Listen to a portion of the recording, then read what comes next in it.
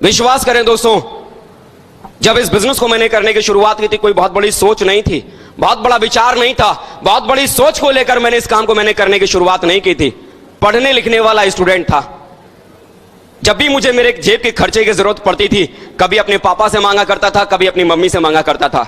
मैंने सिर्फ इतना सा सोचा कि अगर इस काम को करने के बाद अगर महीने का 2000 रुपए भी अगर आने लगा, तो कम से कम मुझे जेब खर्चे के लिए अपनी मम्मी या अपने पापा को कम से कम परेशान करने की मुझे जरूरत तो नहीं पड़ेगी।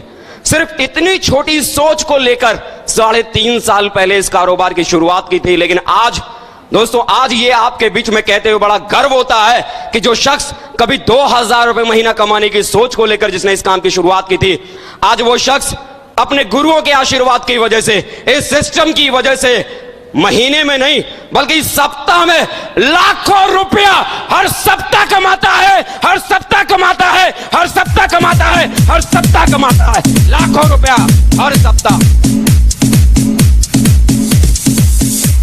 Thank you. बिलीव करें दोस्तों, मैं किसी करोड़पति घर से नहीं हूं। मेरे पिताजी इससे पहले कभी मजदूरी किया करते थे। आज उनकी उम्र 60 साल है।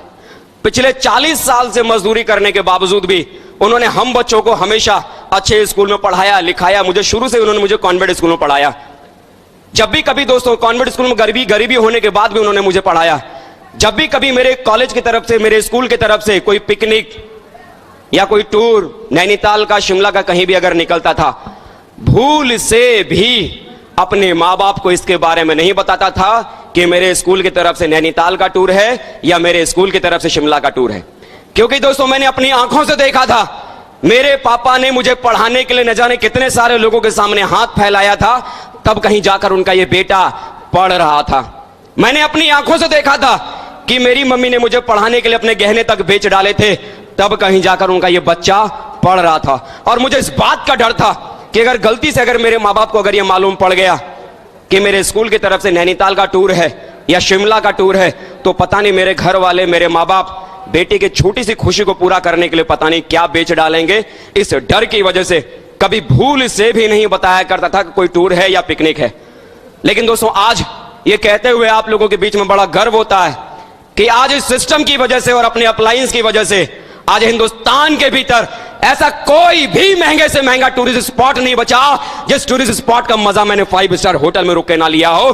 चाहे नैनीताल हो, शिमला हो, गुड़गांव हो, जैसलमेर हो, मुंबई हो, पुणे हो, जो मन में आए सो बोल डालो। हिंदुस्तान के हर महंगे से महंगे और हर बड़े से बड़े टूरिस्ट स्पॉट का मजा मैंने लिया है।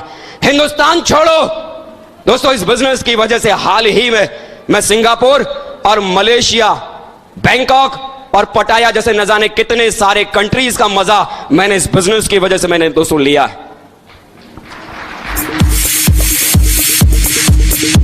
Thank you, thank you. दोस्तों, मुझे याद है जब आज से कई साल पहले जब मैं इस शहर में पहली बार आया था, सिर्फ एक जोड़ी कपड़ा पहन के मैं इस शहर में आया था। बदन पर सिर्फ एक जोड़ी कपड़ा था। सूरजपाल चौक पर मैं 1000 रुपए के कमरे में मैं किराए में मैं रहा करता था। मेरे पास बिछाने के लिए चटाई भी नहीं थी, ओढ़ने के लिए कंबल भी नहीं था। मेरे साथ जिन लोगों ने मेरे साथ काम करने की शुरुआत की थी, उन्होंने अपने घर में से उठाकर मेरे लिए एक पलंग लगाया था कि सर आप इस पे सो लेना। अपने घर से लाकर मुझे बिस्तर दिया था कि सर आप सर्दी लगे तो इसको ओढ़ लेना। कुछ भी मेरे पास में नहीं था जब इस काम को मैंने करने की शुरुआत की थी। यही सूरजपाल चौक पर 1000 रुपए के कमरे पे किराए पे रहा करता था। और दोस्तों, कई बार ऐसा हुआ करता था कि वो 1000 रुपए का कमरे का किराया मैंने लिया तो जरूर था, लेकिन मुझे इतना भी मालूम नहीं था कि अगला महीना जब आएगा तो अगला महीना 1000 रुपए का कमरे का किराया मैं चुकाऊंगा कहां से। दोस्तों, एक बार तो स्थिति ये आ गई कि 3-3 महीना गुजर गया था और 3-3 महीने से मैंने उस मकान मालिक को मैंने किराया भी नहीं दिया था। वो मकान मालिक हर दूसरे दिन मुझसे पूछता था कि किराया, हर दूसरे दिन किराया। और मैं यही सोच के परेशान हो जाता था कि मेरे पास तो खाने के लिए पैसा नहीं है, इस मकान मालिक को मैं किराया 3 महीने का कहां से दूं। मैं दोस्तों सब कुछ छोड़कर अपने घर चला गया। माँ बाप ने जब मुझे देखा, कई दिनों से ये लड़का घर में ही पड़ा हुआ है, बड़े प्यार से मुझसे पूछा कि क्या हुआ, तो परेशान क्यों है। और जब मैंने उन्हें बताया कि 3 महीने से मैंने कमरे का किराया नहीं दिया है, मकान मालिक रोज मुझसे किराए के लिए बोलता है, मैं परेशान होकर छोड़कर मैं उस जगह आ गया हूं। कर्जा मांग के मेरे पापा ने 3000 रुपए दिया मकान मालिक को। जब मैंने किराया दिया तब दोस्तों दोबारा भरतपुर के भीतर मैंने काम करने की शुरुआत की। दोस्तों इस हालत में इस बिजनेस को करने की शुरुआत की थी। परिस्थिति यह थी कि 1000 रुपए का कमरे का किराया भी इस शहर के भीतर मेंटेन करना मुश्किल था। लेकिन दोस्तों आज गर्व से कहता हूं, इस बिजनेस की वजह से, आज अपने अपलाइनों के आशीर्वाद की वजह से, सिर्फ 3.5 साल की मेहनत के बाद 50 लाख रुपए का मकान का मालिक आज ये व्यक्ति आपके सामने खड़ा है, जो इस शहर के भीतर 1000 रुपए का कमरे का किराया नहीं मेंटेन कर सकता था। शुक्रिया दोस्तों विश्वास करें, जिंदगी में सपने कब कितने बड़े हो जाते हैं मालूम ही नहीं पड़ता है। मुझे मालूम है दोस्तों, जब एक समय था कि जब मेरी शादी हुई थी, उस नई शादी के दरमियान अगर मेरी बीवी अगर मुझसे कहती कि 500 रुपए की साड़ी चाहिए, विश्वास करें दोस्तों इतनी औकात नहीं थी कि मैं अपनी बीवी को 500 रुपए की साड़ी भी मैं दिलवा पाता। क्यों? क्योंकि खाने के लिए पेट में 100 रुपए का नोट नहीं था और बीवी को पहनाने के लिए 500 रुपए की साड़ी कहां से देता। लेकिन दोस्तों आज इस बिजनेस की वजह से अगर बात करूं तो आज इस बिजनेस ने इतनी बड़ी औकात बना दी है कि आज उस बीवी को जहां मैं 500 रुपए की साड़ी से नहीं पहनवा पाता था, इस बिजनेस की वजह से 50,000 रुपए की कीमत की साड़ी को पहनाने की औकात इस बिजनेस ने आज मेरी बना दी है। 50,000 रुपए की साड़ी। पूरे खानदान में मेरे किसी ने 50,000 रुपए की साड़ी को देखा नहीं होगा। शायद बहुत सारे लोग अपनी बीवियों को पूरी जिंदगी 50,000 रुपए की कीमत में साड़ी में पूरा जीवन निकाल देते हैं, लेकिन इस बिजनेस ने आज औकात इतनी बड़ी बना दी है। दोस्तों एक समय था कि मेरा यह मानना था कि सबसे सस्ती चीजें अगर, सबसे अच्छी चीजें अगर कहीं मिलती है तो वो फुटपाथ पे मिलती है। मानते हैं आप लोग भी? क्यों? क्योंकि फुटपाथ पे सबसे सस्ती चीजें मिलती हैं और सबसे सस्ती चीजें सबसे अच्छी होती हैं। हाँ या ना? मैं ये मानता था। और फुटपाथ पे ढेर सारी दुकानें हुआ करती थी, जिन दुकानों पर घड़ियां बिका करती थी। और उन फुटपाथ पर जहां पर घड़ियां बिका करती थी, 150 रुपए की घड़ी मिलती थी, 200 रुपए की घड़ी मिलती थी, चाइनीज वाली घड़ियां। आपने देखी है कि नहीं देखी है? चाइना वाला माल, वो घड़ियां। और मेरा ये मानना था कि जो घड़ियां जो होती हैं वो सिर्फ समय बताने के लिए होती है, बाकी इसका दूसरा काम क्या है। वो 150 रुपए की घड़ी पहन के मैं खुश हो जाया करता था। और जिंदगी में सबसे महंगी घड़ी जो मुझे पहनने को मिली, वो मेरी शादी पर मुझे मेरे ससुर जी ने मुझे तोहफे में दिया। 2000 रुपए की घड़ी दी थी और मुझे लगा कि शायद जिंदगी में इससे महंगी घड़ी तो कोई हो ही नहीं सकती, क्योंकि मैं यही समझता था कि घड़ी सिर्फ समय दिखाने के लिए होती है। लेकिन दोस्तों आज फक्र से कहता हूं, इस बिजनेस की वजह से, अपने अपलाइन की वजह से, जो लड़का कभी अपने जिंदगी में 150 रुपए से ज्यादा कीमत की घड़ी नहीं पहन पाया, इस बिजनेस की वजह से लाखों रुपए कीमत की राडो जैसी घड़ी को पहनता है, इस बिजनेस की वजह से।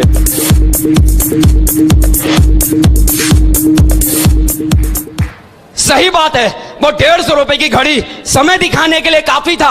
आज ये लाखों रुपए की घड़ी वो भी समय दिखाती है, लेकिन ये लाख रुपए की घड़ी इस बात को बताती है जमाने को कि ये लाखों रुपए की घड़ी पहनने वाला व्यक्ति आज जिंदगी की जरूरत को पूरा करने की ताकत नहीं रखता, बल्कि जिंदगी की हर ख्वाहिश को पूरा कर सकता है, क्योंकि ये लाख रुपए की घड़ी जरूरत नहीं, चाहत है, चाहत है, चाहत है। आज चाहतों को पूरा करने की ताकत इस बिजनेस ने आज मुझे दी है। जरूरतों के हिसाब से जिंदगी नहीं चलती।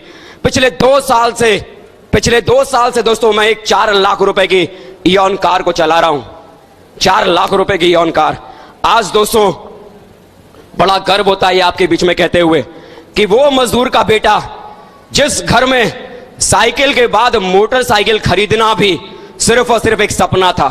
सपना समझते हैं आप? समझते हैं? सपना वो जो कभी जिंदगी में पूरा ना हो, उसे सपना कहते हैं। यानी मोटरसाइकिल खरीदना भी सपना, यानी इस जीवन में कभी हो ही नहीं सकता, सोच भी नहीं सकते, सिर्फ सपनों में देख सकते हैं, लेकिन पाया नहीं जा सकता। लेकिन आज उस मजदूर घर के इस बेटे की औकात आज इतनी बड़ी हो गई कि आज इस सिस्टम की वजह से और अपने गुरुओं के आशीर्वाद की वजह से ये मजदूर का बेटा 50 लाख रुपए की कीमत की ऑडी कार बुक करके आपके सामने खड़ा है। 50 लाख रुपए की ऑडी कार, 50 लाख रुपया।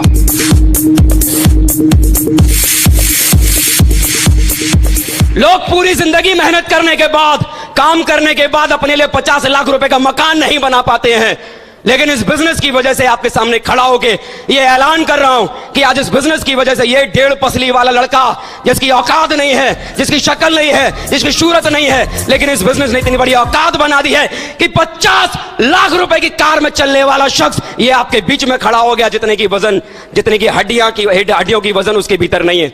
ये बिजनेस इतनी बड़ी औकात बना सकता है। क्या जिंदगी में इतनी बड़ी खुशी चाहिए? यस या नो? क्या जिंदगी को जरूरतों की जगह चाहतों के साथ जीना चाहते हैं? यस या नो? चाहते हैं? यस या नो? बता के बताओ कितने लोगों को लगता है कि चाहतों के साथ जीवन चाहिए? क्या बात है। चाहतों के साथ जीवन जीने वालों के लिए एक जोरदार ताली दोस्तों आप लोगों के लिए।